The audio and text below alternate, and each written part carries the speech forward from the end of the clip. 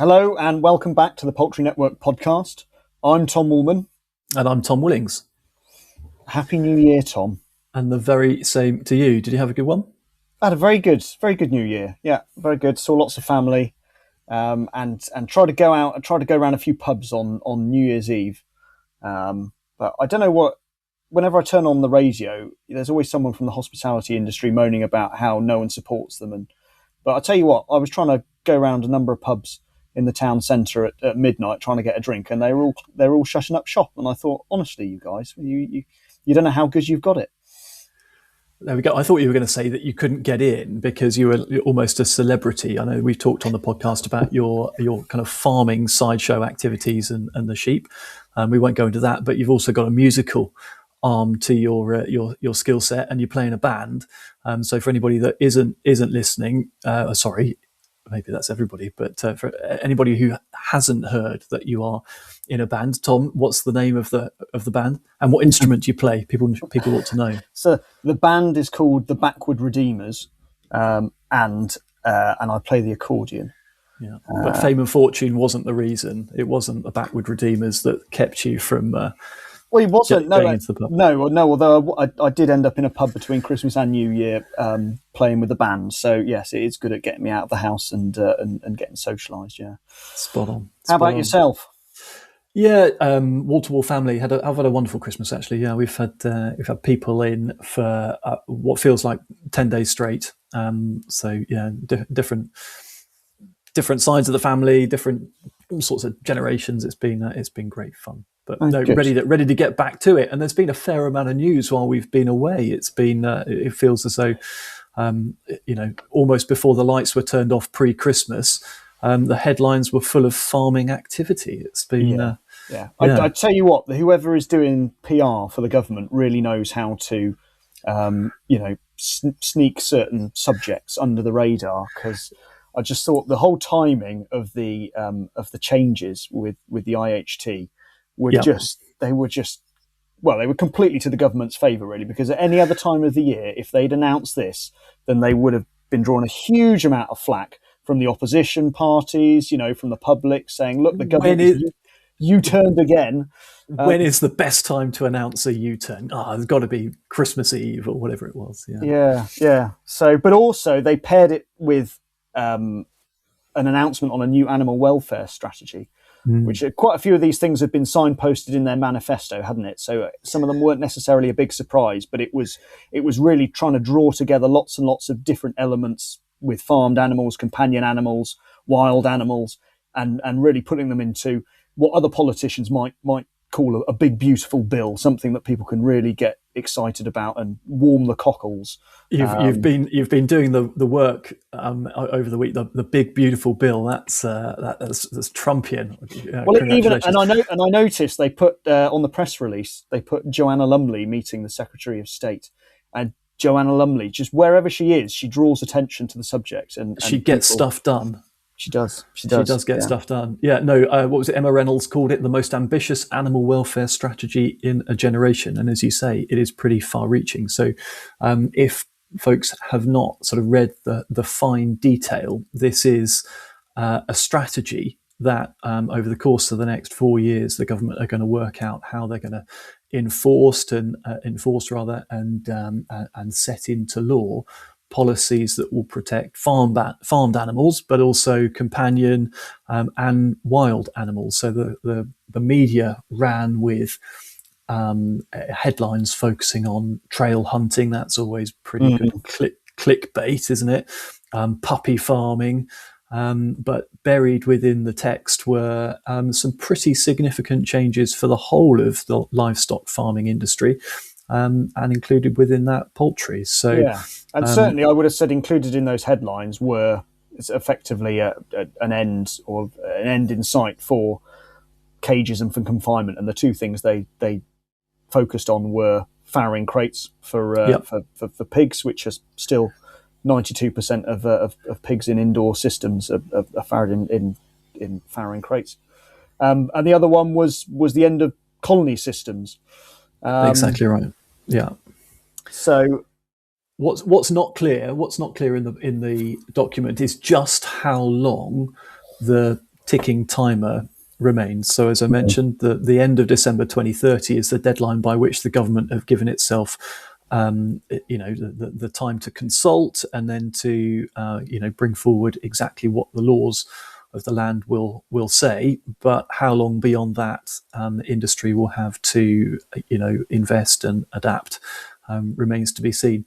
Beyond the changes, just focusing on the laying hen sector, and we'll turn to the meat sector in a moment. And for anyone listening who wants to hear about changes in the pork industry or cattle, maybe there'll be a fleeting reference, but we'll keep it poultry.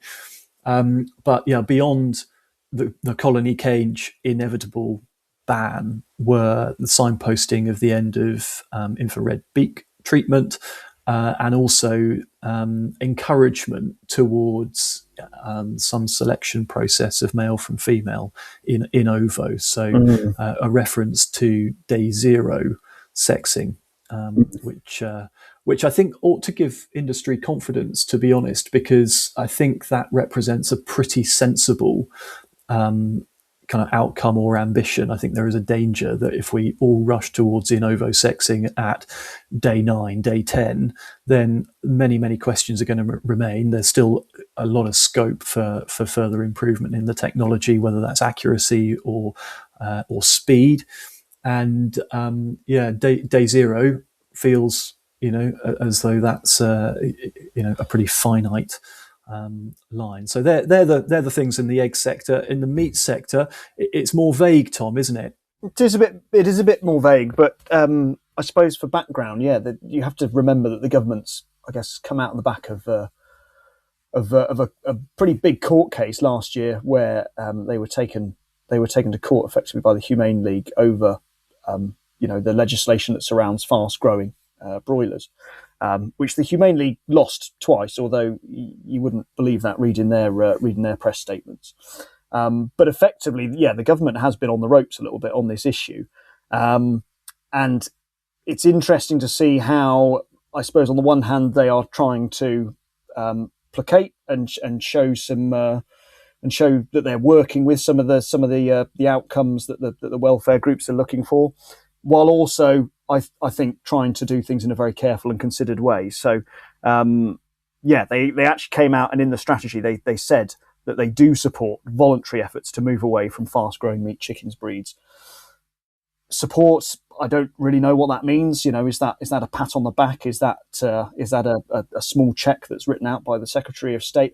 I don't know. I mean, I can't really imagine them supporting any big sustained move to slower growing breeds because of the flux that the industry is in at the moment because of the move to 30 kilos across the standard broiler chain. But I just thought it was interesting that the government came out and effectively said what they support, and that they actually, if they did have a choice, then they would pick a side, and this is the side that it would be. I'm not sure in practice how that's actually going to play out, or how significant that'll be. But I suspect they don't know either, but they felt, whether this was the Joanna Lumley effect again, I don't know, but they felt that they really couldn't put a welfare strategy together without mentioning the meat side of the industry as well as the laying side. I guess the biggest change in all of this is yet to be discussed, and it's what's the trade policy behind it? Because we can have a debate about whether these things are the right policies or not. And the truth is, although many farms might not like the ugly reminder that actually the UK is not at the forefront of animal welfare when you come to kind of comparing all of the different specifications and the rules that we meet. We are there are lots of other European countries, and maybe arguably smaller and more affluent countries, but there's a lot of countries that have really transformed the way that they're doing poultry production, whether that's in egg or in meat, in the past couple of years. Exactly. So we're, to a degree, playing catch up, keeping up with the Joneses, however you want to describe it. Whether there is a European influence in this as well, because there does feel like there's a little momentum growing about, more equivalence for greater long-term, market participation in Europe, and there'll be all sorts of debates again as to whether that's a step in the right direction or we ought to just be masters of our own destiny. But if you put all of that to one side, I think the big issue is are these standards going to be applied to the food that then comes in to balance our books? Because we are heavily reliant on imports, and there isn't going to be a farmer of any species in the land saying that they want to see anything other than the highest possible welfare standards for the animals in their care. Yeah. But at the same time, they don't want to be forced to take increases in cost, invest in their business, and then find that the consumer continues to enjoy the choice of having much cheaper product available on the shelves, sourced from wherever it might be to whatever those standards might be, and therefore undermining their market. And the strategy does talk about this a little bit. If I could quote a little bit, it does say that there is recognition of the divergence between UK and global standards on animal welfare. So the strategy even signposts the fact that they can see that this is drawing us further apart from. Okay, it might be keeping us closer to Europe, but it's moving us away from an awful lot of those other countries around the world that do export. Or Ukraine. Ukraine's not in the EU, is it? And it's not likely to join the EU anytime soon, by the way things are going. No. And the strategy also says they will take steps to protect the most sensitive sectors from this imbalance of trade. But again, I don't know how you define what is the most sensitive of sectors, because that to me seems to be, you're talking very specifically about a very specific thing there, where I really can't see the poultry meat sector or the egg sector fitting into either of those boxes. So at the moment, it just looks like there's a lot of words there and not a lot of intent when it comes to trade.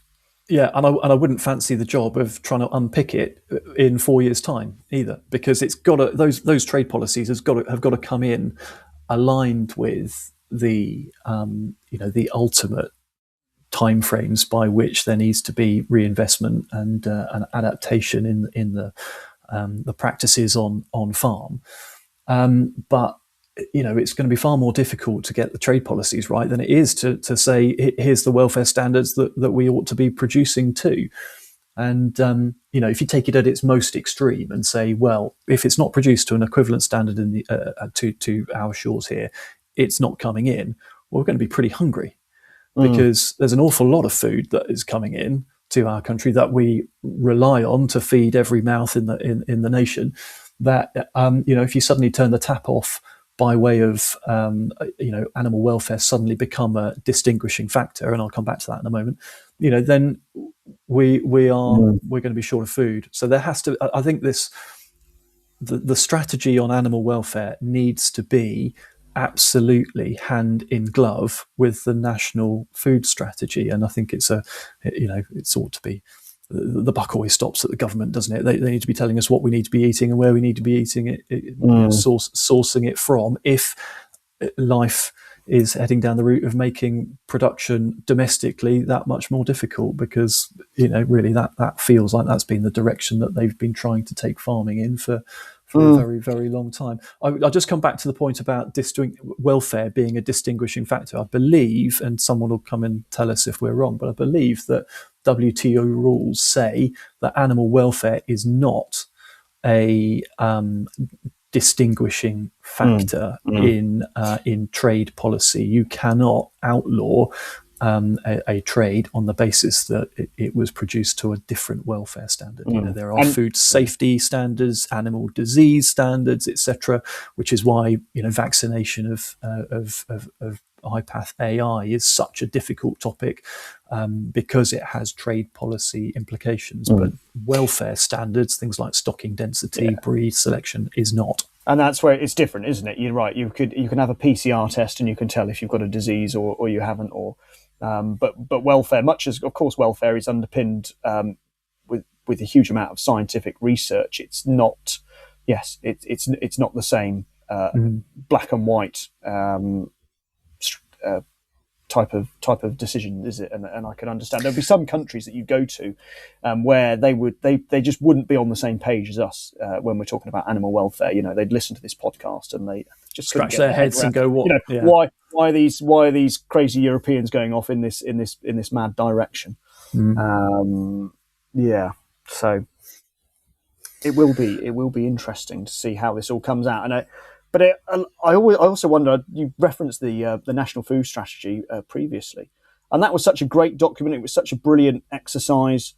Came out with so many recommendations that when I look round at, I suppose, both ordinary citizens, if you could deem it that, and the farming sector itself, and people involved in food and nutrition and social policy, all looked at this document and thought, this is a really good document. And what has the government actually done with it? Well, of course, the Conservative government at that time, and now the Labour government, it hasn't really gone anywhere. And that was a really good piece of strategy there. And so, like with this document, there's an awful lot of intent in there. There's an awful lot of bold statements. But as you say, where will we be with this in 4 years' time? I don't know. I think this might just be a little bit of a placation to voters and to other people. Just, here we are. Here's some good news from the government for a change. I think the other policy that could go on the reading list will be Minette Batter's farm profitability review. And you think, food strategy, farm profitability, and welfare strategy.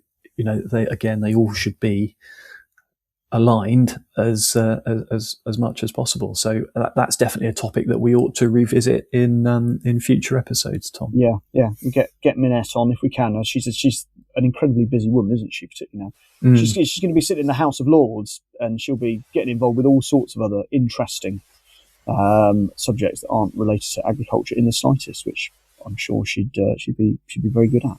Should be fantastic. Yeah. Very good. Very good. Well, good discussion. Let's see how 2026 goes. Any big predictions for the year ahead? Do you want to nail any colours to the mast? Oh, it's a bit early for that. I would say it's a bit early for that. Yeah, no, I'll keep my crystal ball under wraps until at least the beginning of November. Yeah, I suppose what I'm quite interested in is seeing where international policy is going with Ukraine and with Russia, and we're all aware of the huge impact that the outbreak of that war had on global commodity markets and on inflation, food inflation, and general inflation. And I'm interested to see if the Russia-Ukraine war is resolved this year in whatever form that takes. What impact does that then have on global trade? I know it's not going to be a sudden sharp one, but is it going to release things and make things possible that weren't possible in the past? What happens to Russia? Is Russia rehabilitated at all into the world order? Because Russia is a huge commodity powerhouse, I suppose. Not so much with various other technologies, but when you're looking at feed markets, when you're looking at gas and all these other things. Yeah, exactly. Yeah. So that's what I've got my eye on. And I suppose also just keeping an eye on feed markets. I'm wondering how much lower things can go, really. I know soya's picked up a little bit, but I'm just waiting for it. At some point, something's going to happen, isn't it? And prices are going to take off again. Are China buying? That's normally the trigger, isn't it? You reach a floor or perceived floor, and China come in strong. So anyway, I'm off topic. There'll be people screaming at the radio going, "Shut up, you bald idiot." We should say no one should make any decisions regarding purchasing of raw materials based on anything that we say in this podcast. Quite. Great. Good. Until next time, Tom. All right. Yeah, good to see you. Bye-bye.